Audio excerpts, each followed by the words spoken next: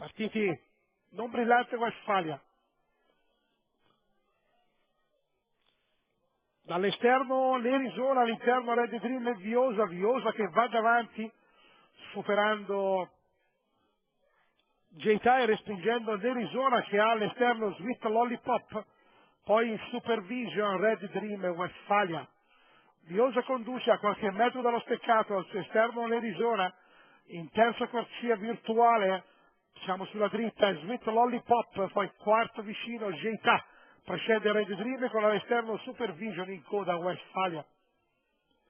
Viosa, L'Arizona, Sweet, poi J-Ta, Red Dream in corda, larga Supervision, in coda sempre Westfalia, siamo in curva con Viosa, L'Arizona, J-Ta, Sweet Lollipop, quinta Red Dream, poi Supervision, si entra nella volata di 600 metri che Viosa imposta al comando, molto larga L'Arizona, con più all'esterno Sweet Lollipop, sui due prova J-Ta, lo scatto di J-Ta a metà retta, per superare Viosa deve fronteggiare L'Arizona e Sweet Lollipop, poi Red Dream che fa la conversione interno-esterno, J-Ta è lì in vantaggio, inseguito da Sweet Lollipop, con J-Ta in vantaggio su Sweet Lollipop, poi Viosa, Red Dream, L'Arizona, J-Ta è in vantaggio su Sweet Lollipop, J-Ta, Sweet Lollipop, J-Ta, Sweet Lollipop, nel finale J-Ta, Sweet Lollipop, Viosa, 1-5-6.